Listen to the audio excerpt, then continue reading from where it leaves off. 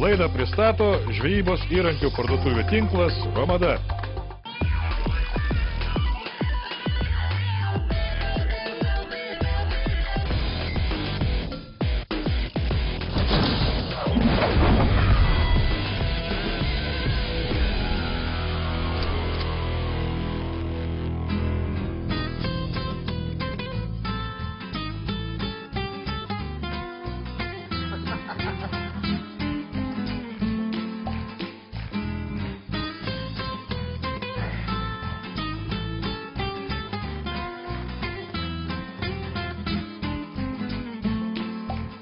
Kiek tu kartų sakiau, lekai dainuoja visą laiką toks...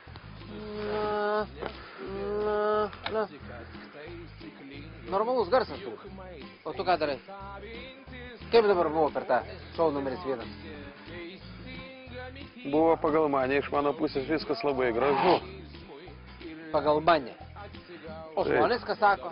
Matai, ką Katkus pasakė? O tu, žinok, tu dainuoji taip pat, kaip tu žvejoji. Žinai, aš pasižiūriu tave, suaugęs atrodo vaikas, jau po armijos, jau, ir vis tiek nesuvoki, kur yra esmė. Žinok, specialiai aš taip gaudau, kad niekas nekyptų, čia aš darau specialiai, kad gamtai nepakenkt. Kas būtų, jeigu visi žvejai traukytų vieną žuvį po kitos? Tu atėjai žvejot, kad gamtai nepakenkt? Aš atėjau grynų orų kvepot. Tu pasižiūrėk į Tik savo tai gaila, veidą. kad tu čia šalia stovi. Tu pasižiūrėk į savo veidą. Vien tavo buvimas gamtoj jau kenkia gamtai. Šiandien žvejų mūšyje baisus mūšis, principinis mūšis. Artūras Orlauskas iškvietė į žvejų mūšį Farą, kadangi Fara jo supratimu ant scenos elgėsi, tiesiog kaip dramblys ant kopėčių, sakysim šitaip. Va, klaida, ne klaida, mes pažiūrėsim paskui.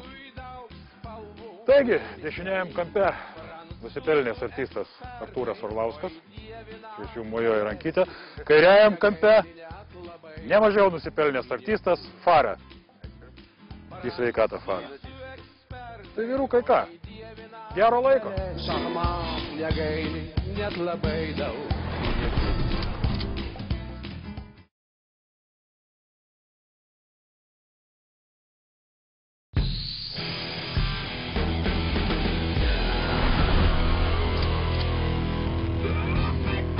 Artūras Orlauskas, jau pasižymėjęs žvejų mūšyje kaip Clarko skriaudėjas ir Bibano fenomeno atradėjas, šį kartą auklėjimą į žvejybą atsitempė scenos bendražygį Farą. Fara neatrodo toks lengvai minkamas kaip Clarkas ir į kiekvieną Artūro šūvį iš medžioklinio šautuvo atsako driokstelėjimu iš savo patrankų. Ir visiškai neaišku, kaip čia tas žvejų žvaigždinų mūšis baigsis. Kas ką papjaus liežuviu ir kas ką apgaudys spyniu. Primenu, kad už abu žvejų mūšio kovotojus galite balsuoti SMS žinutėmis, surinkdami numerį 1671. Atiduodami balsą už Artūrą Orlauską įrašykite ZM tarpas 03, balsuodami už Farą ZM tarpas 19. Žinutės kaina Tele2 abonentams 2 litai, Omnitel ir Bitės abonentams 2 litai 4 centai. Lentelę su balsavimo rezultatais rasite tinklalapyje romada.lt. Maloniai pasišnekučiuodami apie meną ir žvejybą varžovai drožia vandenį. Kol kas nekimba, todėl intelektualaus ir mielo bendravimo neblaško jokie pašaliniai veiksmai. Klausyk, aš tau 100 kartą aiškinu. Žvejyba, kaip ir koncertas, yra inteligentiškas užsiėmimas. Be abejo, labai geras laiko praleidimas. Tik tai viskas priklauso nuo geros kompanijos. Žiūrėk, kodėl žuvis visą laiką šokinėja ten, kur nėra mūsų meškerių. Matei? Matei, kokia buvo žuvis? O toks veidas. Ir man nutraukė. Čia mano giminaitė buvo. Nu, Jeigu toks veidas. Miela žiūrėti, kad scenos kolegos ir gamtoje bendrauja darniai ir gražiai. Bet įdomu, kodėl Artūras į žvejų mūšį iškvietė Farą. O su Aleksandru, tai čia sena problema, tai prasme, žmogus nejaučia saiko, jisai, nežiūrint į tai, kad jisai ilgą laiką dirbo scenoje, bet jisai, nejaučia to būtent subtilumo scenoje, toks, suprantat, neįkyrumo, tokio, vis tiek, mes turim duetinę programą, tu dainuojam, aš dainuoju, jisai dainuoju, jis visą laiką bando mane užgošti. Bandau užgošti ūgių, bandau užgošti balsų, kalbėti nemoka, dainuot, kaip čia pasakys, aš dainuoju subtiliau, geriau, gražiau, čia mano žmona sakė, tai čia, kaip sakyt, be komentaro, aš jį bandau auklėti, bet jisai bando, sakykime, mūsų koncertų metu programa iš tikrųjų linksma, graži, kaip jisai sako, neįkyraus ir subtilaus humoro koncertas, bet būna bizai, žmonės džiaugiasi, nori pakartoti, aš išeinu į sceną, jisai būtinai išeina į priekį ir užgožia mane. Užkiša tą užpakalį. Būtent, ir savo visą tą kubatūrą bandau uždengti, toks, sakykime, negražu. Nemandagu. Jau toks, sakykime, po armijos pabrendęs vyriškis jau galėtų elgtis subtiliau. Aš jam pastabas duodu, bet jis nesupranta. Pats turėtų susivokti, kad kalba su solidžiu žmogumi. Kur kas protingesniu. Būtent. Matai, tu supratai, jam aiškinu. Man užtenka pažiūrėti tavo veidą ir viskas aišku. O jam nedaina. Aš nesakau, kad aš pykstu, bet truputėlį toks Artūrai, nerimas yra. Žinai, aš iš karto užsivinioju tokią versiją, kodėl jam nedaina. Tai galbūt jam dėl to ir nedaina, kad jis tavo veido nemato. Jis visą laiką išlenda į priekį, o su užpakaliu jisai pažiūrėti veidą. Jis man demonstruoja tą savo, sakysim, prastąją veido pusę, tą prastesnį veidą. Tikrai. Gal net tikrai, iš tikrųjų, ten pasitaip. Ir, sunku man su juo. Iš tikrųjų, šilti ir gražūs santykiai scenoje sieja kolegas. Miela klausyti visiškai neslėpiamo Artūro džiaugsmo dėl laimės dirbti scenoje su Fara. O Fara turbūt irgi ras daug šiltų žodžių scenos kolegai. Nusiraminimo būdas, ypatingai kada turi dirbti su tokiu gerų partneriu. O čia apie šitą didelį žmogų. Apie tą monstrą. Į gamtą, tai jau čia geriau nėra, kada išvažiuoti į gamtą, pasėdint saulytės, pažvėjoja šiek tiek kažkaip apsiraminė. Ir galima vėl kentėti jo drastišką poelgį. Bet tai turbūt vienam pasirodymui tau reikia nuvažiuoti kokias 4 žvejybas, turbūt, kad atstatyti nervus atgal į vietą. 4 ne, bet 3 žvejybas reikia jau praeiti būtinai. Kol atsigauni, kol vėl kažką tai pasisimi, kažkokių kūrybinių minčių, bet vis tiek viską užgniauži. Jis kūrybą, aišku, nužudo. Jis išeini ant scenos ir iškart kūryba viskas. Viskas yra jo. Tai yra žmogus, kuris sugeba sugadinti pačius gražiausius mano sumanymus. Ir dainas. Be abejo, ir dainas. Tavo dainos, aš jau nekalbu apie balsą, žinai, ta prasme, ne veltui, mes čia paskui pašnekėsim apie genus, žinai, bet jo, tik Zakarauskas pasirodė ir iš karto, pusė dainos žavesio. Baisu man stebėti, kada žmogus, kuris visiškai nesugeba dainuoti, jis lenda į pirmą planą. Ir nieko nesupranta visiškai apie muziką, apie dainavimą. Jis net abėcėlė šitos gamos nemoka, turbūt. Iš kur? Nežinau aš. Aš tai jo vietoj, dėlėskim. Aš nenoriu būti pats protingiausias, bet... Bet yra kaip yra. Yra kaip yra, esu toksai ir tiek. Toks gimiau, man, genai jau tokie man. Taip, čia talento neužmuši. Nei žvejyboje, nei scenoje su Orlausku. Nepragersi, neužmuši, niekaip. Kur yra talentas, tai yra, bet kur jo nėra, tai jo nėra. Čia jau dėmė visam gyvenimui. Taip. Gal jis ir turi ten kažkokį tai sugebėjimų, bet labai nedaug. Matai, rusai turi gerą patarlę.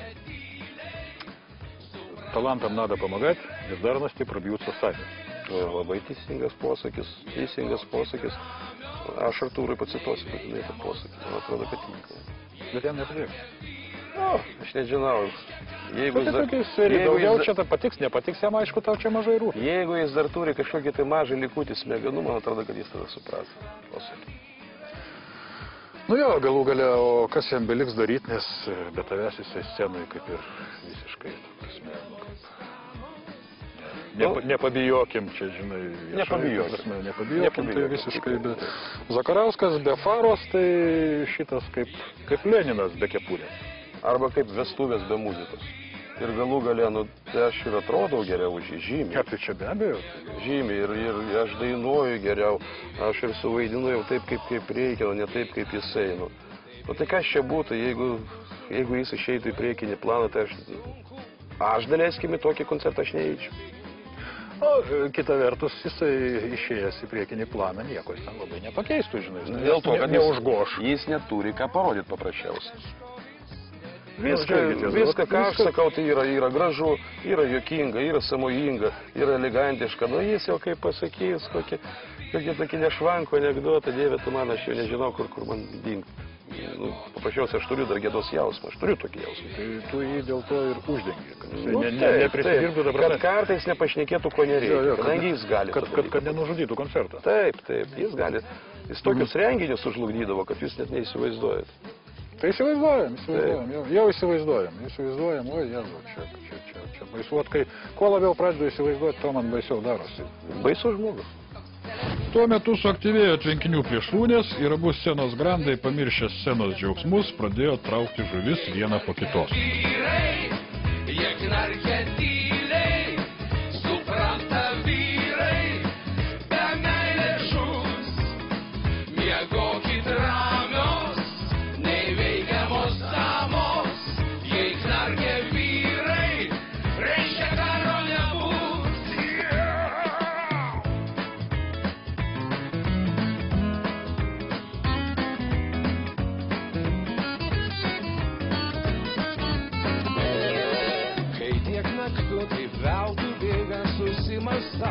Dažnai po miego einu to neįveikiamų kelių. Ir nors širdis kasdien jau nebetlikęs. Galima laimikį palyginti. Čia yra Artūro laimikis, o čia mano. Aš tavo paleidau. Mano buvo. Ir rūkyta. Čia iš tikrųjų tai alkotesteris yra. Tai papūsiu. Nepadaugėjo. 0,3 promilės. Nu tai čia jau dar. Tokią lydeką pagavus vairuoti dar gali.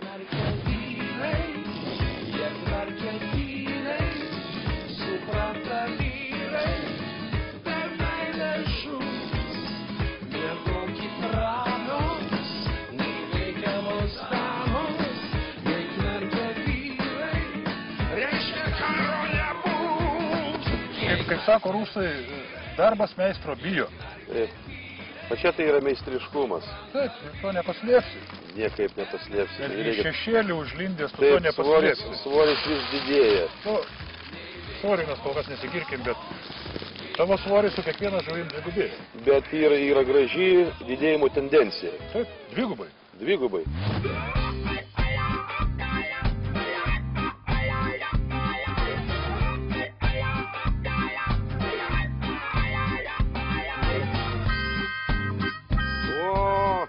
Pagal žveją ir žuvis.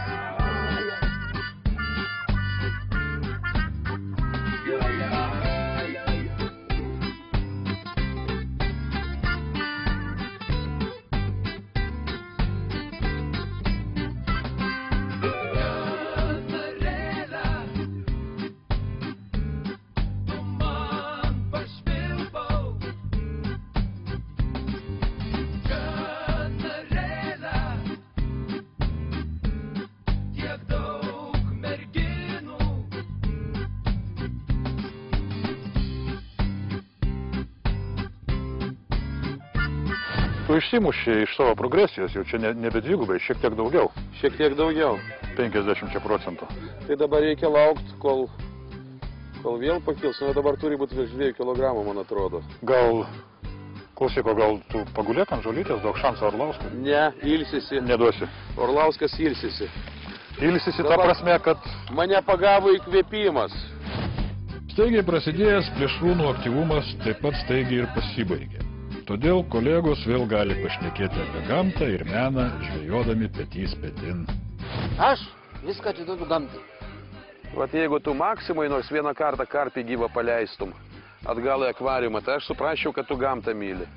Vat sumoki pinigus ir paleidi. Tu nupirk, aš paleisiu. Jo. Maksimai. Tu gali ir iškvietą Maksimai. Ir aš paleisiu. Tarp kitko, aš kada parduotuviai dėžutį ikrų nuperku, aš tos ikrus visą laiką suleidžiu į tvenkinį. Kadangi galvoju, galbūt ir iš konservinių ikrų vis tiek žuvytę gausis kokią. Žinok, ikrus ir aš visą laiką suleidžiu. Į šalis plačiausias. Šalis plačiausias. Nes galvoju, Pradžiai toje gerklį turbūt suleidė tos ikrus. Pažiūrėk, kada aš ateinu prie ežeriuko, saulytė net šypsosi man. Kom primena mano veidą. Įdomu, kam ta saulytė labiau šypsosi. Pažiūrėk, saulytė šviečia iš mano pusės.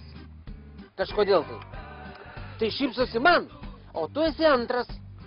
Bet į akis, tai man saulytė žiūri. Dieve, kaip tu moki viską išversti. Nu, va, turiu aš tokią savybę visą laiką teisybę sakyti. Tavo pusė yra šešėlis. Mano pusė yra saulytė. Mano pusė yra saulytė. Tai gerai, kad aš esu doras žmogus ir neatsistoju prieki tavęs, kitaip tu būtum vėl šešėliai mano. Aš tai nusižudysiu. Palikim gražiai tarpusavyje bendraujančius vyrus ir pasižiūrėkime žvejų žinias.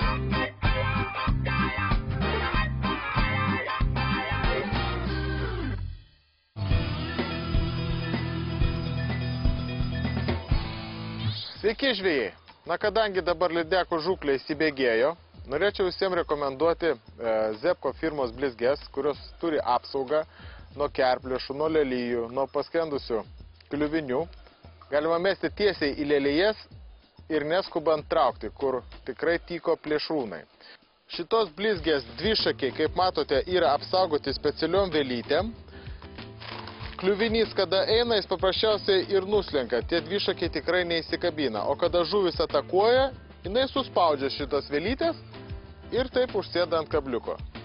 Geras išradimas, kadangi žolės dar negreitai sukris, išgelbės jūsų ne vieną blizgę. Jos gaminamos populiariausių spalvų, kaip šita raudongalvis, geltona, jeigu skaidrus vanduo, ešeriuko imitacija ir natūralios aukšlės. Kita blizgių serija Kormorano firmos Slim. Kormoranas šiais metais džiugina naujom spalvom, naujais kūriniais. Šitos vartiklės yra padengtos specialią hologramą, kuri yra fosforinė, tai yra šviečianti. Ir yra labai aktualu gaudant tiek ryte, tiek apsiniaukusią dieną, kadangi, pavyzdžiui, blizgės, kad ir vanduo skaidrus, o šitas sublizgėjimas ypatingai vilioja plėšrūnus, kadangi visos aukšlės, saulažuvės prieš saulę sublizgia. Jeigu gaudote lašišas, taipogi šitos blizgės irgi puikiai tinka gaudyti srovėje. O ešerių žūkliai norėčiau rekomenduoti Corazet Polder serijos blizgutės, kurios yra vienos visai be svorio. Galima mėtyti tikrai, kur yra paviršyje daug lelijų ar tai žolių. Ir jos neužsikabins ir pagausit ne vieną stambų ešerį ar tai lydeką. O jeigu reikia nuskandinti, yra su specialiai tekintų kūneliu, kuris gana greitai nugramzdina jūsų blizgę į reikiamą gylį ir mažas lapelis suvilios tikrai ne vieną plėšrūną. Na, kadangi žvejams rudenį reikia ilgai išbūti vandenį, siūlyčiau naudoti neopreninius ilgus batus, kadangi jie sušlapę jūs ilgai šildys, galima išstovėti net iki 3 valandų. Šitas storas neoprenas viršus yra porėtas, įgeria į save 30% vandens ir nuo jūsų kūno temperatūros iššyla ir kaip termoso šildo jūs. Kitas privalumas, jeigu jūs daug vaikštot ar spinigaujat, šitas neoprenas priglunda prie jūsų kojas kaip kojinė. Ir labai patogu yra vaikščiot, nieks nesmunka. Labai gerai jaučiatės kaip su kelnėm. Tai yra tikrai patogu, kada reikia ypač sunkiose sąlygose pereiti iš žuklavietės iš vienos vietos į kitą. šitų batų pade yra įlieta plieninė plokštelė, kuri apsaugos jūs nuo vinių ar kitų pradūrimų, kad nesusižeistumėt kojas. Ir kad tikrai nenusmuktų, jeigu taip atsitiks, yra specialios kilpos, kurios kabinasi prie diržo ir specialių susegimų prisisega. Tai yra patogu tiek vaikščiojant, tiek jos džiovinant, jeigu reikia išversti kitą pusę. Ir šitie ilgi batai tarnaus jums ne 1 metus. Pirmoji Romados akcija skirta kormorano britkelėm, kurios yra pasiūtos iš 4 mm neopreno. Klynas yra specialiai siūtas, kad neprasitrintų ir nepraleistų vandens. Visos siūlės yra užklijuotas. Ir šią savaitę Romados tinklo parduotuvėse galite įsigyti už ypatingą kainą tik 189 litus ir sutaupyti net 110 litų. Antroji Romados akcija skirta Zebko guminiam kostiumam, kurie skirti ne tik žvejam, bet ir grybautojams. Šitas kostiumas yra sudarytas iš 2 dalių. Viršutinė dalis yra su kapišonu, nugaroje specialiai įrengta, kad kvėpuotų jūsų nugara. Kelnės yra aukštos iki pat juosmens ir yra 100% nepralaidžios vandeniui. Visą šią savaitę Romados tinklo parduotuvėse šitą kostiumą jūs galite įsigyti už juokingą kainą, tik 19 litų.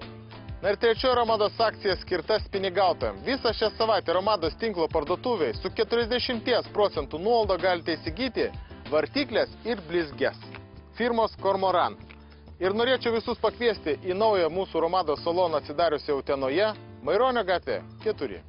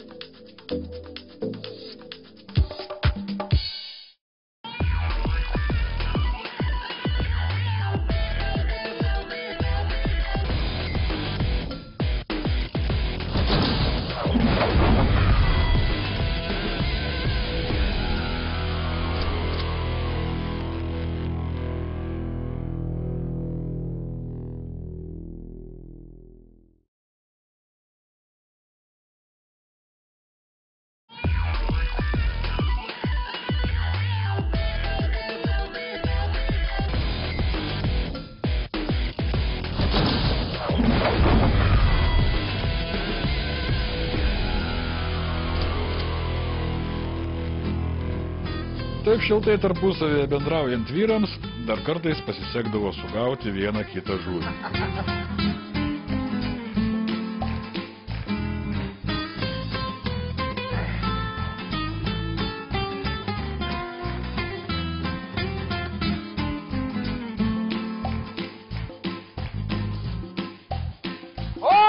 Sustok, neskubėk, atsikask taisyklingai, juk maistą įsisavinti svarbu. Teisinga mityba, naudinga organizmui ir leidžia atsigauti po darbų. Teisinga mityba, naudinga organizmui ir leidžia atsigauti po darbų. Garbusis, prašau, paragaukim dešrytės su moterišku lūpdažiu žaviu. Laikas visai baigia ištirpti ir nori teks nutraukti ypatingai šiltai bendraujančius draugus ir apdovanoti šio mūšio nugalėtojus. Reikėtų smaguriauti. Žiauri kova, žiaurus žvejų mūšis baigėsi, kur šypsotės, Aleksandrai. Man irgi juokinga, žinai. Aš laimingas dėl to, kad aš nugalėjau. Neskubėkite su išvadomis. Dabar turite pasakyti. Pagal kokybę laimėjau aš. Nekalbėkit, prašau. Pagal svorį laimėjau aš. Svoris, ne kokybė. Jėga kokybė. Mano žuvis stipresnis. Gerai, baigiam šitą pokalbį. Apdovanokit, prašau mane. Gerai, apdovanosiu. Jūs irgi. Mano supratimu nugalėjo draugystė vyrai. Išteisino santykius, pasakė daug gero vienas apie kitą. Na, Artūrai, nepyk, aš jo truputėlį daugiau bijau, jisai didesnis, žinai, gali sužaloti, gali. Man gėda. Man labai smagu, kad atvažiuoji pas mus sudalyvauti laidoj. Ir man labai smagu. Ačiū. Jūs aiškiai nesibučiuoti, tai šį kartą nesibučiuoti, nesupratau. Apdovanokit, aš apdovanojau.